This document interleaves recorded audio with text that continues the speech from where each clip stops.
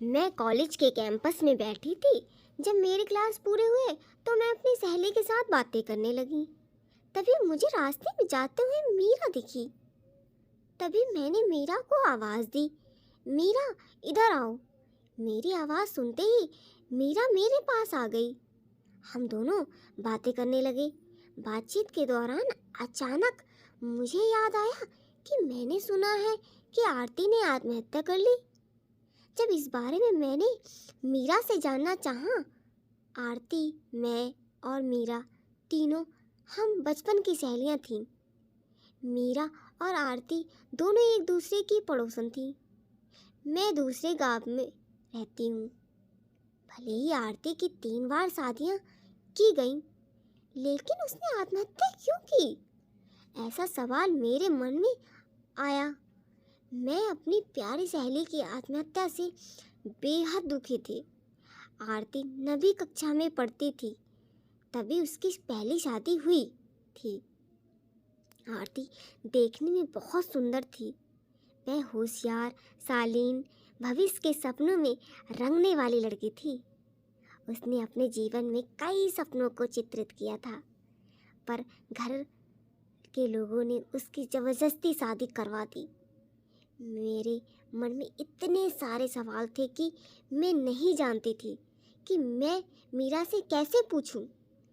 लेकिन हर बात की सच्चाई मैं जानना चाहती थी और आखिर में मैंने मीरा से पूछ ही लिया कि आरती ने आत्महत्या क्यों की। एक क्षण के लिए तो मीरा चुप हो गई। जल्दी से उसके मुंह से शब्द नहीं निकल रहे थे। उसने गहरी सी सांस ली और बोलना शुरू किया। 5 साल पहले आरती की शादी रजत नाम के शख्स से हुई थी। वास्तव में उसकी बहुत अच्छी गृहस्थी चल रही थी। दोनों एक दूसरे से प्यार करने लगे थे। जब भी ये दोनों बाहर साथ में जाते तो सभी कपल इनसे जलते थे। रजत और उसके परिवार के सभी सदस्य बहुत अच्छे स्वभाव के थे। जैसा उसने अपने सपनों में जोड़ीदार सोचा था, वैसा ही उसे अपना पार्टनर मिला था।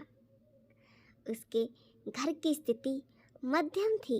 रजत का एक छोटा सा होटल था। उससे इसके सारे खर्चे बांट देने के बाद कुछ पैसे बच जाते थे। घर की हालात बहुत साफ सुथरी थी। एक दिन वह होटल से घर बाइक पर आ रहा था। एक बड़ी कार से उसका बहुत बड़ा एक्सीडेंट हो गया और इसमें उसे काफ़ी चोटें आईं। हादसे के बाद उसे अस्पताल ले जाया गया, लेकिन सिर में गंभीर चोट लगने के कारण इलाज के दौरान ही उसकी मौत हो गई। आरती के साथ बहुत दुख हुआ, लेकिन उसके ससुराल वालों को गलतफहमी थी कि रजत की दुर्घटना आरती की वजह से हुई थी। वह अपशगुनी है, ऐसा उनको लगता था। उनमें से कोई भी आरती को समझ नहीं पाया। रजत के जाने के बाद कुछ दिनों के भीतर ही आरती को घर से निकाल दिया गया। उसे घर से बाहर निकालने के बाद वह मैके आ गई और कुछ दिन मैके में ही रही। लेकिन आसपास में चर्चा होने लगी तो उसके माता पिता फिर से उसके लिए रिश्ता ढूंढने लगे। जब वह बाहर निकलती तो लोग हमेशा उसे ताने मारते थे। इस वजह से सभी बहुत परेशान हुए। ऐसे में उन्होंने जल्दी जल्दी गौरव से शादी करवा दी। गौरव बहुत बुरा आदमी था। दारू पीता, कुछ काम धंधा भी नहीं करता, चोरी करता, मारपीट करता और उसका रोजाना यही काम था। इस सब से आरती को बहुत दुख होता था, पर वह कुछ नहीं कर पाती सकती थी। एक रात को वह देर से घर आया और जल्दी जल्दी घर में कुछ ढूंढने लगा। आरती ने उसे पूछा, पर उसने कुछ नहीं बोला। उसे जो चीज़ चाहिए थी वह उसे मिली नहीं। इस वजह से वह वहाँ से बाहर चला गया। आरती रात भर उसकी राह देखती रही, पर वह आया नहीं। दूसरे दिन पुलिस को उसका मित्र देह रास्ते के किनारे पड़ा मिला। उसका चाकू से किसी ने खून किया था। ये खबर आरती को पता चली तो उस पर दुख का पहाड़ टूट पड़ा। कुछ दिनों तक तो वह अपने ससुराल में रही, लेकिन बाद में ससुराल वालों ने उसे प्रताड़ित करना शुरू कर दिया। इस वजह से आरती वापस मायके आ गई।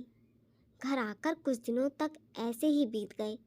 हर दिन आता रहता और जाता रहता, लेकिन आरती की स्थिति वही थी। उसकी तरफ देखा नहीं जा रहा था। उसका परिवार उसकी स्थिति से सहन नहीं कर सके, इसलिए उन्होंने उसकी वापस शादी करने का फैसला किया। उसके लिए रिश्ता ढूंढने लगे। उनके रिश्तेदारों में राजेश नाम का एक लड़का था। उसकी पहले से ही एक बार शादी हो चुकी थी और राजेश आरती की शादी करवा दी। आरती बहुत खुश थी। शादी हुई और कुछ महीनों के बाद उसे मालूम हुआ कि राजेश को कैंसर है, ब्लड कैंसर। इस बात का पता चलते ही उसका हंसता हुआ चेहरा एक बार फिर से दुखी हो गया, लेकिन उसने हिम्मत से इन सब का सामना करने का फैसला किया। 5 महीने तक अपने पति की सेवा की, लेकिन आखिरकार 5 महीने बाद उसके पति की मौत हो गई। राजेश की मौत के बाद आरती पूरी तरह टूट गई। इस दुख से वह बहुत तंग आ चुकी थी। कुछ दिन बीत गए, लेकिन बाद में ससुराल वालों ने उसकी जिम्मेदारी लेने से इनकार कर दिया। उसे घर से निकाल दिया। उसके बाद वह फिर से मायके चली गई।